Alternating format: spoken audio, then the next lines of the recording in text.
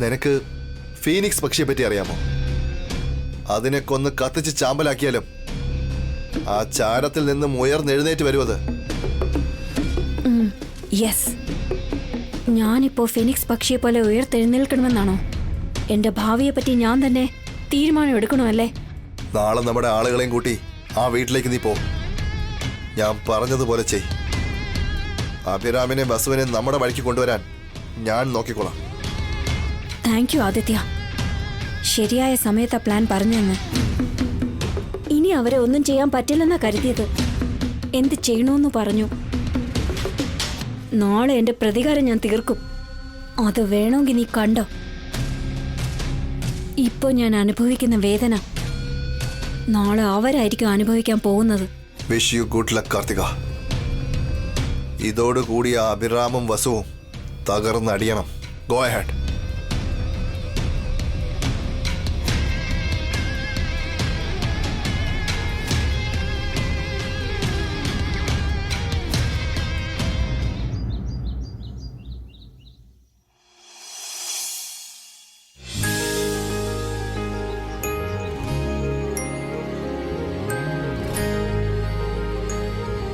ഉണ്ണി, ഇത് നിനക്ക്. മോനെ, നീയും താങ്ക്സ് പറയ്. Thank you aunty. അമ്മേ, ഇന്ന് ഞങ്ങളുടെ സ്കൂളില് പാരന്റ്സ് മീറ്റിംഗ് ഉണ്ട്. അമ്മയും അച്ഛനും വരണം. ഇന്നലെ രാത്രി നിന്റെ അച്ഛന് മെസ്സേജ് വന്നു ഉണ്ണി, ഞങ്ങള് വരും. സ്കൂളിലേക്ക് അമ്മയും വന്നേ പറ്റൂ. ഞാനും അഭിയേട്ടനും വരുന്നുണ്ടല്ലോ കിട്ടു. പിന്നെന്തിനാ നിന്റെ അമ്മ വരുന്ന? ശരിയാണ് ചേച്ചി, ഞാൻ ഭർത്താവില്ലാത്തവളല്ലേ. എന്നെ പോലത്തെ ആളുകള് സ്കൂളിൽ വരാൻ പാടില്ല. വസു അങ്ങനെ ഉദ്ദേശിച്ച് പറഞ്ഞതല്ല ദമയന്തി. കിട്ടുവിനെ സ്കൂളിൽ കൊണ്ടുപോയി ചേർത്തത് നമ്മുടെ അബിയല്ലേ. കിട്ടുവിന് വേണ്ടി അബി പൊയ്ക്കോളും. ഞാനും വേറെ ഉദ്ദേശത്തോടെ ഒന്നും പറഞ്ഞതല്ല ചേച്ചി. എനിക്ക് വിദ്യാഭ്യാസം ഇല്ലല്ലോ. ഞാൻ സ്കൂളിലേക്ക് പോയിട്ട് എന്ത് ചെയ്യാൻ പോവാന്ന് പറയുമായിരുന്നു. ഞാൻ കേട്ടോണ്ട് തന്നെയാ നിന്നത്. നീ പറയുന്നത് എങ്ങനെയാണെങ്കിലും നിന്റെ മനസ്സിലിരിപ്പ് മറ്റൊന്നല്ലേ. നീ കുത്തി സംസാരിക്കുന്നത് മനസ്സിലാവില്ല എന്ന് വിചാരിക്കരുത്.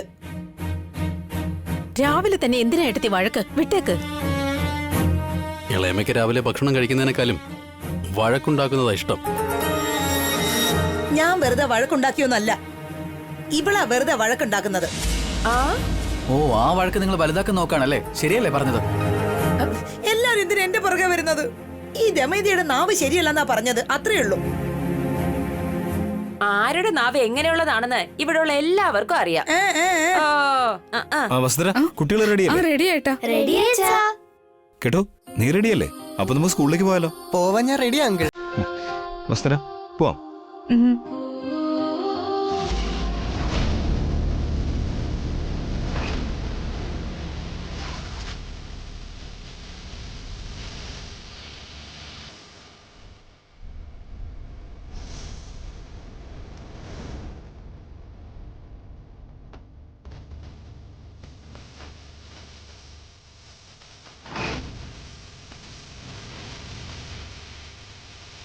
നിക്കവിടെ.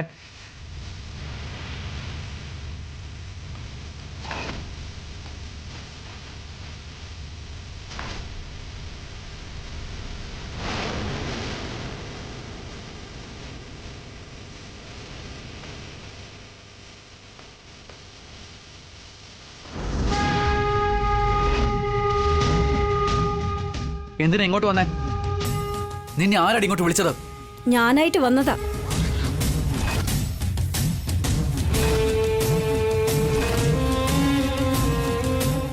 നീ ഞാൻ ഡിവോഴ്സ് ആയതല്ലേ, പിന്നെ എന്തിനാടി വരുന്നത്? എനിക്ക് ഇവിടുന്ന് കിട്ടാനുള്ളത് എടുത്തുകൊണ്ട് പോകാൻ.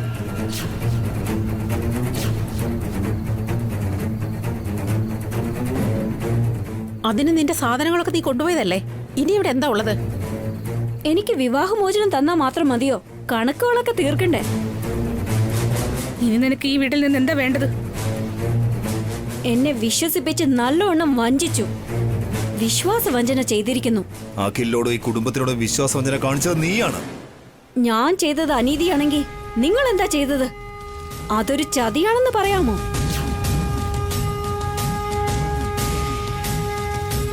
അതെല്ലാം ചെയ്തത് നീയാണ്. അബിയും വസുവും ചെയ്യില്ല. ചെയ്യില്ലെന്ന് ഞാനും വിശ്വസിച്ചിരുന്നു. പക്ഷേ ചെയ്ത് കാണിച്ചു. നീ ചെയ്ത തെറ്റിന് ശരിയായിട്ടുള്ള ശിക്ഷ തന്നെ കിട്ടിയത്. ഒന്ന് നിക്കടാ, അവൾ എന്തിനാ വന്നേന്ന് ആദ്യം ചോദിക്കേ. കുഞ്ഞമ്മേ, ഇവള് നിങ്ങളുടെ കൂട്ടുകാരിയല്ലേ, നിങ്ങൾ തന്നെ ചോദിക്കേ. ആരും ചോദിക്കേണ്ട കാര്യമില്ല, ഞാൻ തന്നെ പറയാം. Lawyer sir,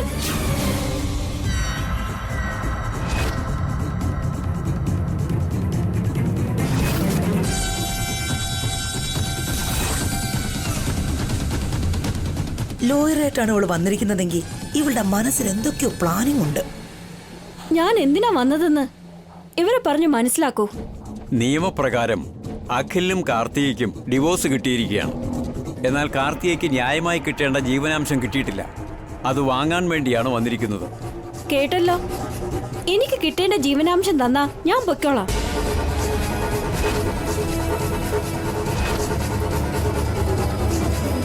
നിനക്കെന്തിനാ ജീവനാംശം? നീ ഈ വീടിന് വേണ്ടി എന്ത് ചെയ്തിട്ടാ ജീവനാംശം തരേണ്ടേ?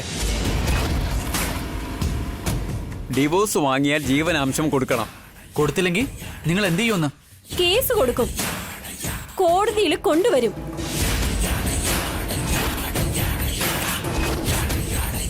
അപ്പോ കൂടുതൽ എനിക്ക് തരേണ്ടി വരും. പറഞ്ഞു കൊടുക്കൂ ലോയർ സർ. അതെ, ഇവിടെ തന്നെ സെറ്റിൽ ചെയ്യുകയാണെങ്കിൽ യാതൊരു കുഴപ്പമുണ്ടാവില്ല. കോടതിയിലേക്ക് പോയാൽ കൂടുതലായി ജീവനാംശം നിങ്ങൾ കൊടുക്കേണ്ടതായി വരും. മാത്രവുമല്ല, നിങ്ങളുടെ അഭിമാനത്തെയും ബാധിക്കും. എന്താ സർ, ഭീഷണിയാണോ? ഇല്ല എടുത്തി, നിങ്ങൾ എന്നെ പറ്റിച്ചതിന് നഷ്ടപരിഹാരം ചോദിക്കുകയാണ്. ജീവനാംശം തരുന്നോ അതോ നാണം കെടുത്തുന്നോ? ഒന്നും തരാൻ പറ്റില്ല. നിനക്ക് എന്ത് വേണമെങ്കിലും ചെയ്തോ. നിന്നെ പേടിക്കുന്ന ആരും ഇവിടെ ഇല്ല. അഖിൽ, നീ ഒന്ന് വെയിറ്റ് ചെയ്യ്. ദേ നോക്ക് കാർത്തിക, നീ ഞങ്ങൾക്കെതിരെ കേസ് കൊടുത്താലും ഞങ്ങൾക്ക് ഒരു നഷ്ടവും വരാൻ പോകുന്നില്ല. നിന്നെ പേടിച്ചിട്ടല്ല.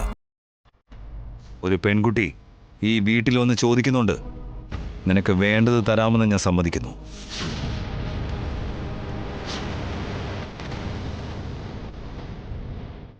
വസുന്ധര, ചെന്ന ഡോക്യുമെന്റ്സ് എടുത്തുണ്ടോ? അവൾക്ക് കൊടുക്കാനുള്ള പങ്ക് നമുക്ക് കൊടുത്തേക്കാം.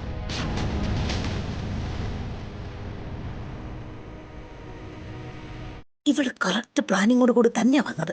നിനക്ക് എന്തായാലും സ്വത്തിന്റെ പങ്ക് കിട്ടുമല്ലോ. അപ്പൊ എനിക്കെല്ലാ ഷെയറും അങ്ങ് വാങ്ങിക്കണം. നിൽക്കെടുത്തി.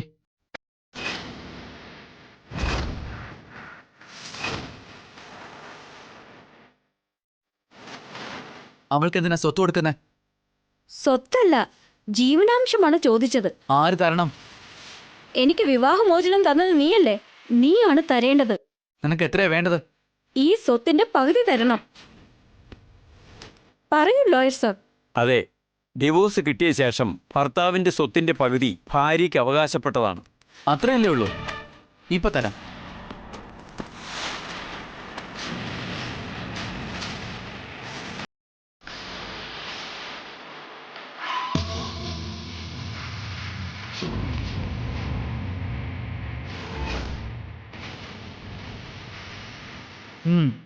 വാങ്ങിച്ചോ.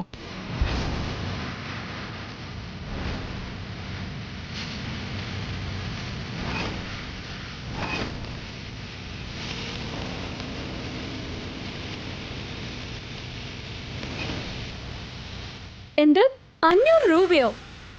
അതെ. ജസ്റ്റ് 500 ആണോ തരുന്നേ? ജീവനാംശമാണോ ഭിക്ഷയാണോ തരുന്നേ? ഭിക്ഷയൊന്നുമല്ല, ജീവനാംശം ഇത്. എന്താ ഈ പറയുന്നേ? വെറും 500 രൂപ ജീവനാംശമോ? ഇതിൽ കൂടുതലായി കൊടുക്കാൻ എന്റെ കയ്യിൽ വേറെ ഒന്നുമില്ല. ഈ വീടും സ്വത്തുമൊക്കെ ഉണ്ടല്ലോ. ഇതൊന്നും എന്റേതല്ല, എന്റെ ഏട്ടൻ്റെതാ. ഏട്ടൻ കഷ്ടപ്പെട്ട് സമ്പാദിച്ചതാ.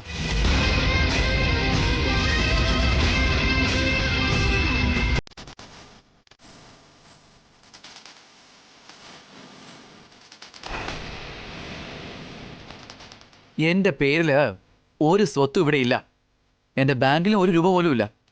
കുറെ നാളുകളായിട്ട് ഈ വീൽ ചെയറിലല്ല എന്റെ ജീവിതം. ഒരു സമ്പാദ്യവും ഇല്ല. ആകെപ്പാടെ ഉള്ളത് ഈ 1000 രൂപയാ. ഇതിൽ പാതി നിനക്ക്. നാ വാങ്ങിക്കും. നാ.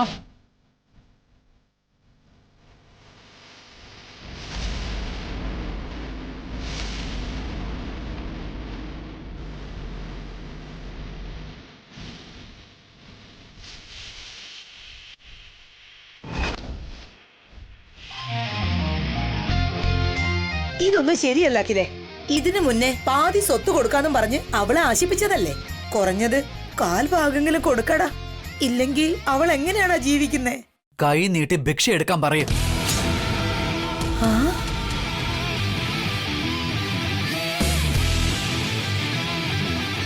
ഞാൻ ഭിക്ഷ എടുക്കണമെന്നാണോ പറയുന്നേ? കാല് രണ്ടും നഷ്ടപ്പെട്ട് വീൽ ചെയറിൽ ഇരിക്കുന്ന നിനക്ക് നാണമില്ലേ? ഏയ്, കാർത്തിക,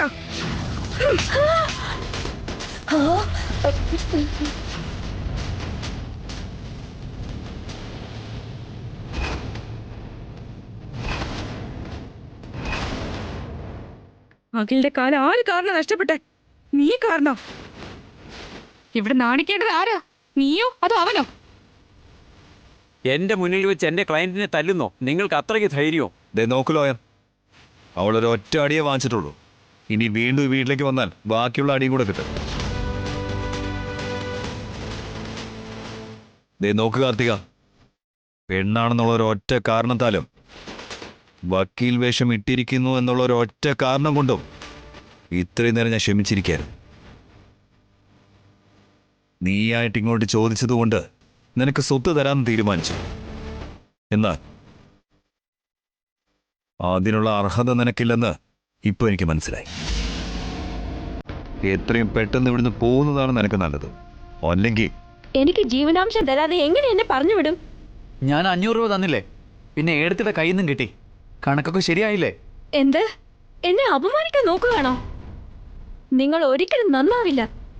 എല്ലാവരും നശിച്ചു പോകും. എന്താ ശപിക്കുകയാണോ? മര്യാദയ്ക്ക് പുറത്തിറങ്ങടി. അഖിലിനെ പരിചരിച്ചതുമില്ല, അവന്റെ കുഞ്ഞിനെയും പ്രസവിച്ചില്ല, ഒരു ദിവസം പോലും സമാധാനവും കൊടുത്തിട്ടില്ല. എന്നിട്ട് നിനക്ക് ജീവനാംശം വേണമെന്നോ? നീ ചെയ്ത ദ്രോഹത്തിന് നിന്നെ ജയിലിലേക്ക് വിടാതെ ക്ഷമിച്ചതാ ഞങ്ങൾ ചെയ്ത തെറ്റ്. പുറത്തിറങ്ങ. പോകാം, പക്ഷേ നിങ്ങളെ ആരെയും ഞാൻ വെറുതെ വിടില്ല. ഞാൻ എണ്ണി എണ്ണി പ്രതികാരം ചെയ്യും. നിങ്ങളെ നടു തെരുവിൽ നിർത്തും. നിങ്ങളുടെ അന്തസ്സും അഭിമാനവും എല്ലാം ഞാൻ ഇല്ലാതാക്കിയില്ലെങ്കിൽ എന്റെ പേര് കാർത്തിക എന്നല്ല.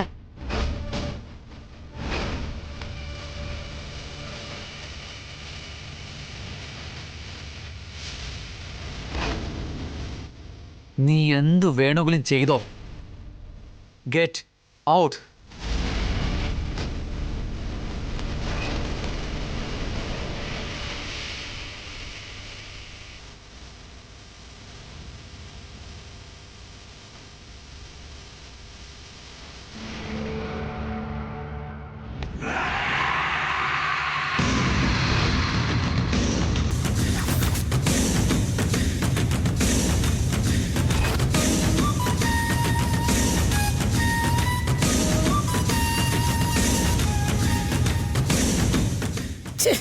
കാർത്തികയ്ക്ക് സ്വത്തും കിട്ടിയില്ല, എനിക്കതിന്റെ പങ്കും കിട്ടിയില്ല. എന്താ കുഞ്ഞമ്മേ, ഒരുപാട് വിഷമിക്കുന്നുണ്ടല്ലോ. കാർത്തികയുടെ കൂടെ നിങ്ങളും പുറത്തേക്ക് പോകുന്നുണ്ടോ? ആ, ഞാനെന്തിനു പോകണം? അതിന് ഞാനെന്ത് തെറ്റാ ചെയ്തേ? ആ, ഇപ്പോഴല്ലേ കാർത്തികയെ സപ്പോർട്ട് ചെയ്ത് സംസാരിച്ചത്? അവൾക്ക് ജീവനാംശം കൊടുക്കണമെന്നല്ലേ സംസാരിച്ചത്? ഇളയമേ, ഇനി നിങ്ങൾ കാർത്തികയെ സപ്പോർട്ട് ചെയ്യാൻ നിന്നാൽ അത് നല്ലതായിരിക്കില്ല. ഞാൻ വെറുതെ ഒന്ന് പറഞ്ഞതേ ഉള്ളൂ അബി. അതല്ലാതെ കാർത്തിയോട് എനിക്ക് വലിയ സ്നേഹമൊന്നുമില്ല. ഓ, ഇനി മുതൽ ഈ വീടിനും കാർത്തികയും തമ്മിൽ യാതൊരുവിധ ബന്ധവും ഇല്ല. ഈ വീട്ടിലുള്ള മറ്റുള്ളവർക്കും കാർത്തികയുമായിട്ട് യാതൊരു ബന്ധവും വേണ്ട. വല്യമ്മേ, കുഞ്ഞമ്മയ്ക്ക് നന്നായി മനസ്സിലാക്കി കൊടുക്ക്. ഈ വീട്ടില് കുഞ്ഞമ്മ മാത്രമാണ് കാർത്തികയ്ക്ക് സപ്പോർട്ട് ചെയ്തോണ്ടിരിക്കുന്നത്. അവളെ കൊണ്ട് ഇവർക്ക് എന്ത് പ്രയോജനം ഉണ്ടോ എന്തോ. അവളെ കൊണ്ട് എനിക്ക് എന്താടി ലാഭം? നീ എനിക്കിട്ടെന്തിനാ പണിയുന്നേ? അവളൊരു പാവാണെന്ന് കരുതിയിട്ടാ ഞാൻ അങ്ങനെ. കാർത്തികയോട് സഹതാപം കാണിക്കേണ്ട ആവശ്യമൊന്നുമില്ല. അവൾക്ക് നമ്മൾ കൊടുത്ത അവസരങ്ങളെല്ലാം അവൾ ദുരുപയോഗപ്പെടുത്തി. അവളുടെ ജീവിതം, അവളുടെ ഇഷ്ടം. അത്രേ ഉള്ളൂ വസു, അത്രേ ഉള്ളൂ. അവളുടെ വിധി എന്താണോ അങ്ങനെ സംഭവിക്കും. ഇനി ഞാൻ അവളെ പറ്റി ഒന്നും പറയില്ല. ആ, ഇനിയും ആ കാർത്തിക ഇങ്ങോട്ട് കയറി വന്ന കഥക് വലിച്ചടച്ചേക്കണം.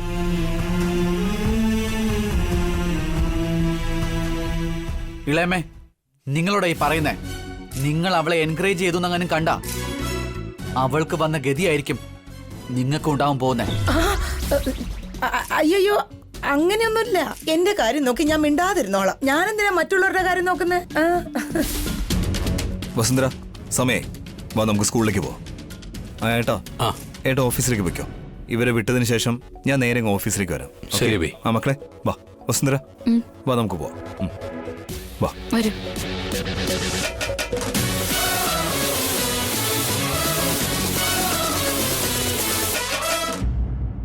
അമ്മേ, ഞാനും നന്ദിനി അമ്പലത്തിൽ പോയിട്ട് വരാം. വിവാഹമോചനം കിട്ടിയ വിഘ്നേശ്വരന് നാളികേരം ഉടക്കാൻ നേർന്നിരുന്നു. ശരി അഖിൽ, പോയിട്ട് വാ.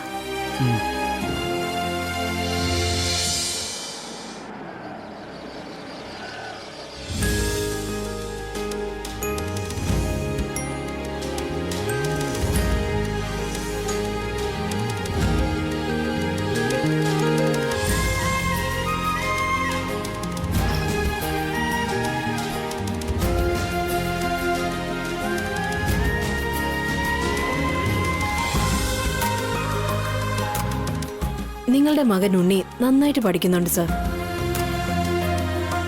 Very disciplined. സ്പോർട്സിലും എക്സ്ട്രാ കാരിക്കുലർ ആക്ടിവിറ്റീസിലും വളരെ ആക്റ്റീവാണ്. അവനെക്കുറിച്ച് ഞങ്ങൾക്ക് ഒരു കംപ്ലൈന്റും ഇല്ല. Thank you madam. പിന്നെ അനുവിന്റെയും കീർത്തിയുടെയും പഠനമൊക്കെ എങ്ങനെയാ മാഡം? അവരും നന്നായിട്ട് പഠിക്കുന്നുണ്ട് മാഡം. ഉണ്ണി അവരെ നന്നായിട്ട് ശ്രദ്ധിക്കുന്നുണ്ട്. എല്ലാ സബ്ജക്ട്സും നന്നായിട്ട് പറഞ്ഞു കൊടുക്കുന്നുണ്ട്. പെൺകുട്ടികളെ കുറിച്ച് ഞങ്ങൾക്ക് ഒരു പരാതിയില്ല. മാഡം, വാട്ട് അബൌട്ട് കിട്ടു? ആ കുട്ടിയെ കുറിച്ച് പറയുകയാണെങ്കിൽ ആ കുട്ടി റെഗുലറായിട്ട് സ്കൂളിൽ വരുന്നില്ല, ശരിക്കും പഠിക്കുന്നുമില്ല, ക്ലാസ്സിൽ ബഹളം വയ്ക്കുന്നു.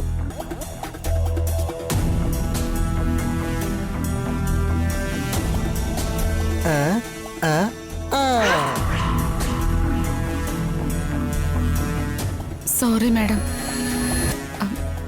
അവനിപ്പോ പുതിയതായി ചേർന്നതല്ലേ ഉള്ളൂ. ഡിസിപ്ലിൻസ് ഒക്കെ മാഡം തന്നെ പറഞ്ഞ് മനസ്സിലാക്കണം. ഓഫ് കോഴ്സ്, ഞങ്ങളിത് ഉറപ്പായി പറഞ്ഞു കൊടുക്കാം. പക്ഷേ നിങ്ങളും അവനെ ശ്രദ്ധിക്കണം. ഷുവർ മാഡം, ഞങ്ങൾ നോക്കിക്കോളാം. ഉണ്ണി ക്ലാസ്സിൽ നന്നായിട്ട് പഠിക്കുന്നുണ്ട്. അതുകൊണ്ട് കിട്ടുവിനെ ഉണ്ണിയുടെ ക്ലാസ്സിലേക്ക് മാറ്റാന്നാ വിചാരിക്കുന്നത്. ഉണ്ണിയെ മറ്റു കുട്ടികളെയും കണ്ട് ചിലപ്പോൾ സ്വഭാവത്തെ മാറ്റം ഉണ്ടാവും. നല്ല തീരുമാനം മാഡം, അങ്ങനെ തന്നെ ചെയ്തോളൂ. ഇനി എന്തെങ്കിലും കംപ്ലൈൻറ്റ്സ് ഉണ്ടോ മാഡം? നോ മാഡം, നിങ്ങൾ സമയത്ത് ഫീസ് അടയ്ക്കുന്നുണ്ട്, പാരന്റ്സ് മീറ്റിംഗും അറ്റൻഡ് ചെയ്യുന്നുണ്ട്, കൾച്ചറൽ ഈവന്റ്സിനും വരുന്നുണ്ട്. ഈ കാര്യത്തിൽ ഞങ്ങൾ ഹാപ്പിയാണ്. കിട്ടുവിന്റെ കാര്യത്തിൽ നിങ്ങൾ കൂടുതൽ ശ്രദ്ധിക്കണം. തീർച്ചയായിട്ടും മാഡം. എന്നാ ഞങ്ങൾ ഇറങ്ങട്ടെ. ശരി.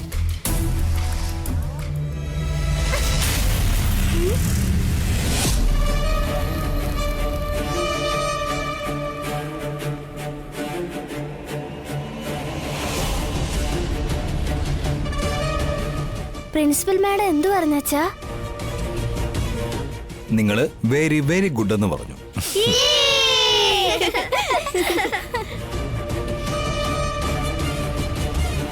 ഞങ്ങളെ കുറിച്ച് എന്തെങ്കിലും കംപ്ലൈന്റ് പറഞ്ഞോ അച്ഛാ? No complaints, only compliments.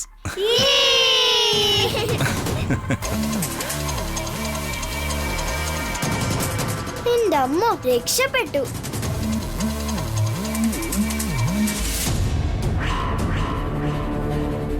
Congratulations ഉണ്ണി. പ്രിൻസിപ്പൽ മാഡം നിന്നെ ഒരുപാട് പ്രശംസിച്ചു. നീ വളരെ നല്ല സ്റ്റുഡന്റ് ആണെന്ന് പറഞ്ഞു. താങ്ക്സ് അച്ഛാ. കിട്ടു, നീയും നന്നായിട്ട് പഠിക്കുന്നുണ്ട്, പക്ഷേ കുറച്ചുകൂടെ നന്നാവാനുണ്ട്. ഓക്കെ? ഞാൻ നന്നായിട്ട് പഠിച്ചോളാം അങ്കിൾ. പിന്നെ കിട്ടു, നീ എല്ലാ ദിവസവും സ്കൂളിൽ വരുന്നില്ലേ? ഞാൻ വരുന്നുണ്ടല്ലോ അങ്കിൾ. ഓക്കെ. വരുന്നില്ല അച്ഛാ.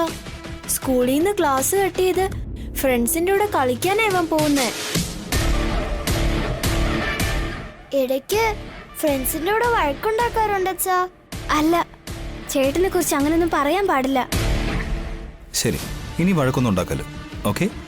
എല്ലാ ദിവസവും സ്കൂളിൽ വന്ന് നന്നായിട്ട് പഠിക്കണം, കേട്ടല്ലോ? ശരി അങ്കിൾ. നിന്നെ ഉണ്ണിയുടെ ക്ലാസ്സിലേക്ക് ഷിഫ്റ്റ് ചെയ്യാം. അപ്പൊ നിന്നെ ഉണ്ണിക്കും ഹെൽപ്പ് ചെയ്യാൻ പറ്റുമല്ലോ. Okay uncle. ചേട്ടന്റെ കാര്യം ഞാൻ നോക്കിക്കോളാം അച്ഛാ. ഓക്കെ ഉണ്ണി, വെരി ഗുഡ്. അതേട്ടാ, ഒരുപാട് നേരമായിട്ട് ആ പുറകിൽ നിൽക്കുന്ന ആള് നമ്മൾ ശ്രദ്ധിക്കുന്നുണ്ട്. ആര്? എവിടേക്കോ? ദേ അയാള്.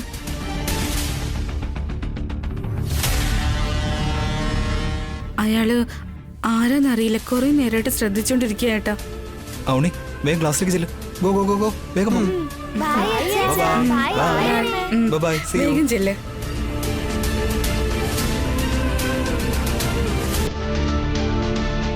Excuse me. നിക്ക.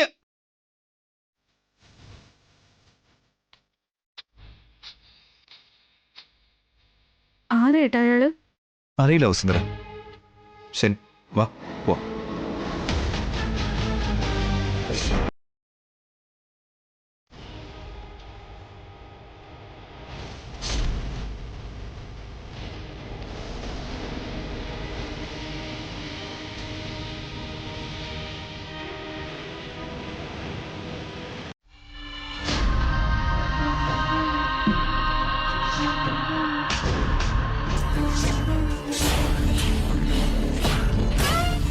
ഈ പ്ലാനും ഫെയിലായിപ്പോയി.